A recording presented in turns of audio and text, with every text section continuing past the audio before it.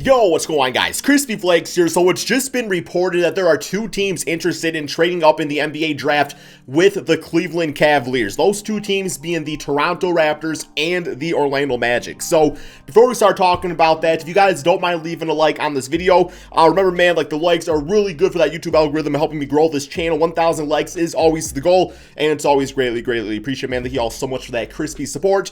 And if you are new here, hit that subscribe button as we are trying to get to 300,000 subscribers, getting closer each and every day. And yeah, love to have you be part of my community here and just, talk about some basketball in a very chill way.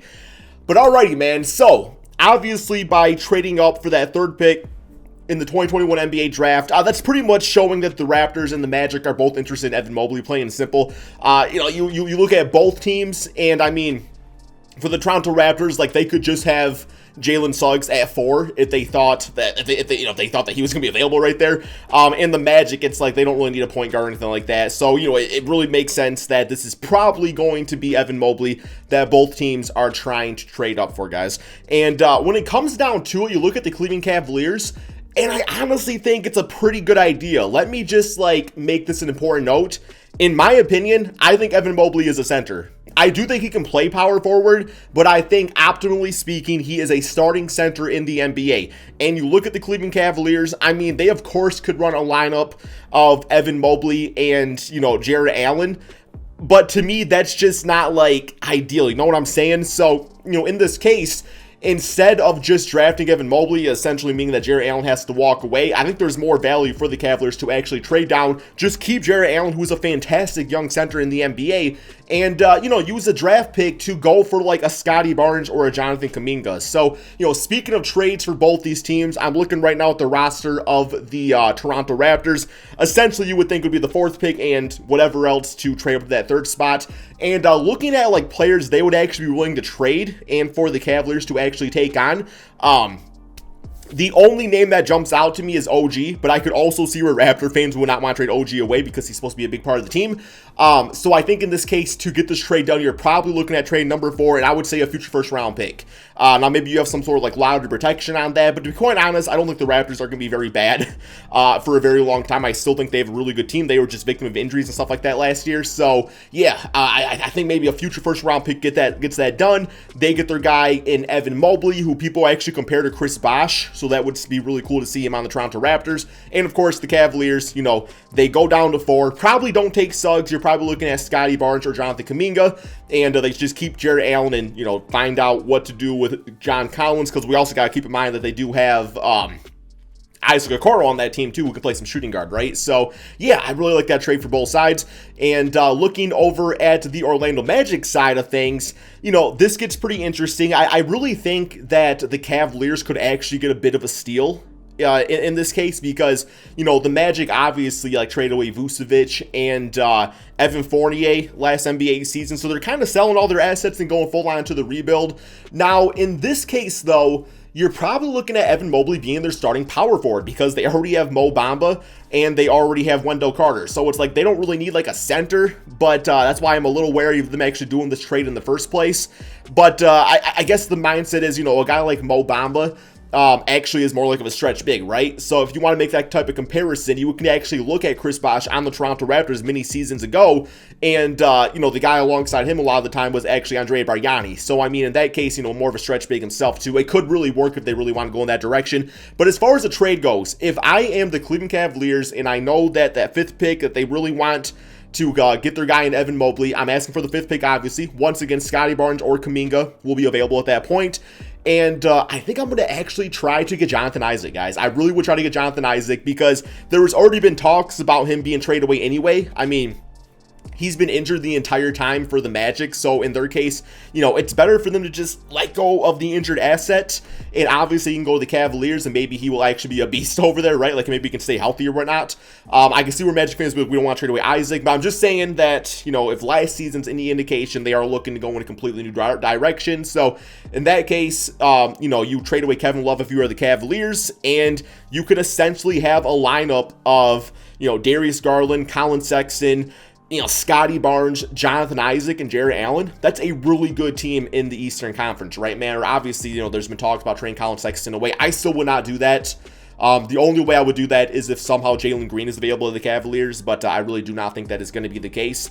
But yeah, man, so those are the two, like, kind of teams and trades that are interested. What I actually want to do now is I want to do a quick reaction to, like, a scouting report breakdown of Evan Mobley, because I'm not going to lie, man, did not really watch a ton of him at USC. I caught a game every now and then, but for the most part, there's a lot of highlights and stuff like that. So I really want to, you know, watch about him and learn more about him, you know, before the 2021 NBA draft.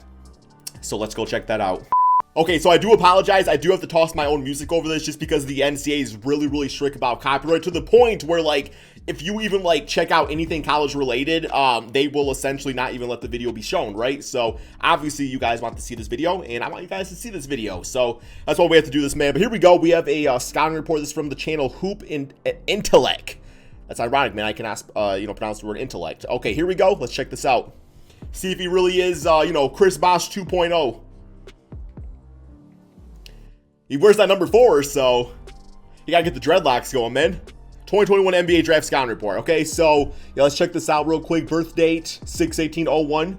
It's a good birthday, man. It's a good birthday, June 18th. 7 foot, 215 pounds, 7'4" wingspan. And keep in mind, man, he's only like 18 years old, right? So 18, 19 years old, maybe 20, could be 21 actually. I think he's 20. Okay. 16 points, 9 rebounds, 2 assists per game, 3 blocks. The shot block is the same. I think he was actually like the nation leader in block shots. 30% field goal percentage from 3. I did hear that his shooting form's a little flat, so that's a little something to be worried about. But at the same time, you know, he's going to be getting coached by some of the best shooting coaches, you know, in the world, essentially the best, right? So here we go. But yeah, I've been hearing the jump shot could be a little flat. Versatile big, so we can fix that, get more arc on it. He'll be good to go, no doubt. All right, we got some strengths, rim protection, defensive versatility, offensive skill set, playmaking potential, shooting potential. Yeah, that definitely gives me Chris Bosh vibes, man. Or dare I say Anthony Davis. I'm just saying, like, if you could be like an Anthony Davis type, that's going to be absolutely insane. But okay. But yeah, the rim protection is like a big reason why I wouldn't really want him next to like Jarrett Allen, because that's going to get him away from the paint and stuff, and it's just not ideal. Get that shit out of there, bro. Has the knack for contesting without fouling, 3 blocks, just 1.8 fouls a game. That's actually elite. You know, a guy I like to think about is like Mitchell Robinson. Mitchell Robinson's a great shot blocker, but he's very poor at not fouling, right? So that's absolutely insane. Damn, man. He gets up there. He's like, damn, jumping over his teammates. Yo, I'm about to get this guy the #1 pick in Detroit, man. Damn, bro. He is a beast. Great timing, elite at staying vertical, long arms with a real presence at the basket in a variety of situations. Yeah, you can definitely see, too, it's really not just about, like, just being a good shot block. He's actually got the IQ. Adapt to every pick and roll coverage. Huge in today's NBA. Reads and reacts quickly. Great fluidity and quickness at his size. Damn, you all know what he kind of looks like, man? He kind of looks like a little bit of a future Giannis stopper. I'm just saying. Like, he got that quickness down. He's got that length, bro, to really, I think, put a body on Giannis in the future. Played a lot of drop, hedge, and switch as well. One of the most appealing areas for him as a prospect. Yeah, so pretty much can do it all defensively. It don't matter like how you run it, he's gonna figure things out. But yeah, definitely a huge IQ defensively. Look at the rotation there, man. This is just great to watch. Like I'm enjoying this. Get the shot out of there. What are you doing? Now at the same time, you know, man, anyway, he's playing against college players, not NBA players, so that IQ, you know, is going to be important. But yeah, you got to also be able to stay humble and really improve yourself too. Almost everything you want from modern big, ridiculously fluid, held his own against nearly everyone. Well, like I said, we'll see how he does against Giannis, man. I'm gonna say next season he'll average about 2 blocks a game, but I do think it might be a bit of an adjustment fouling. You know, despite him not doing it in college, and that can also lead to frustrations. You know, because if you're used to like blocking shots and not getting called fouls, all of a sudden you're not getting the calls you used to, or you're getting calls against like the superstar players in the NBA. So really, how his attitude is too, it's really gonna be big time. Flips his hips with ease. Amir's movements, has great instincts. Sky high upside here. Yeah, look at his lower body. Oh my god, man. Doing the damn Cupid shuffle out there, baby. Damn, man. Woo-hoo! Sorry. Y'all want to see what he does offensively. Excelled as a roll man on offense, light on his feet, great footwork on the roll, soft touch around the basket. The soft touch is important, especially, you know, if he does end up going to Cleveland. Just saying, you all know about Andre Drummond's hook shot. You all know about Andre Drummond's hook shots. He honestly looks like the perfect center to go next to Pascal Siakam, though. Like, I'm just gonna say that, man. He would be the perfect center for the Toronto Raptors. That team would be so much fun to watch. Still, Rob has a lot of potential from the outside and offensively. Solid handle, jab, and go in the HC. What the hell's HC, man? Half court. Half court. Okay. Got in the second half, coach. Oh, yeah, that was a quick kind of move to the left there. And it is nice, too. You know, in today's NBA, you don't really see as much of a post game. You know, like slowing down half court offense. You know, dip it into the to the big man. But in this case, you know, if you can dribble to your own spot, that's still a strength of your game. That handle, it's almost like posting up yourself. You should really get, you know, your own assist for that, man. Ooh, a little reversal on there. Okay, okay. Yeah, he's like a skinny Zach Randolph. Not your traditional back to the basket, low post score through, though he has moments, loves the right hook over the left shoulder. Okay, so that way. Okay, okay. Oh yeah, that's a nice touch right there. A lot still to work on here, but the combination of fluidity, footwork, and touch is encouraging. Yep.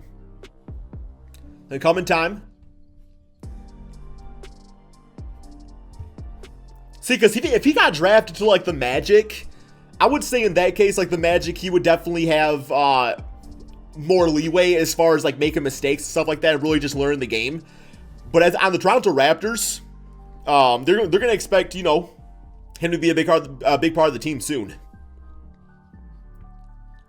You don't want to play around, right? Like the Raptors are looking to compete. But at the same time, they can be good for you too. When you have better players in your team, that's going to take less pressure off the rookie. Damn, man, outrunning everybody out there. That's a foul too. Grab and go, create in the half court. Mobley has some ability you don't often see in 7-footers. All right, let's get to some weaknesses here. I want to see some weaknesses. All right, yeah, very athletic. Good rebounder too. 2.7 offensive rebounds a game. Nice. Maybe we don't got a lot of weaknesses, man. Yeah, let's hit that jump shot. Okay. I mean, it definitely lacks arc. You can tell because he keeps on hitting a lot of back rim. Yeah. Definitely lacks arc on. You gotta get more ups with it. A lot of that's just lower body strength.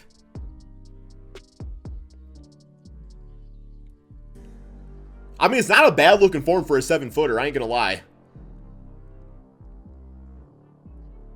Okay, okay. So we got some weaknesses. Weight, strength, come in time, traditional post scoring, assertiveness, high level explosiveness, shooting consistency. Okay, I don't really care to watch too much about this. I mean, all this stuff, once again, comes down to, like, IQ and just kind of learn the game of basketball and training in the NBA, right? So, yeah, weight and strength, that's not an issue in my opinion, man. Like, that's... Dude was like 18 in college, right? Like we saw Giannis' transformation from 2013 as a rookie up until now. Yeah, night and day, about 50 pounds in muscle. Traditional post scoring. I mean, the right hook looked fine.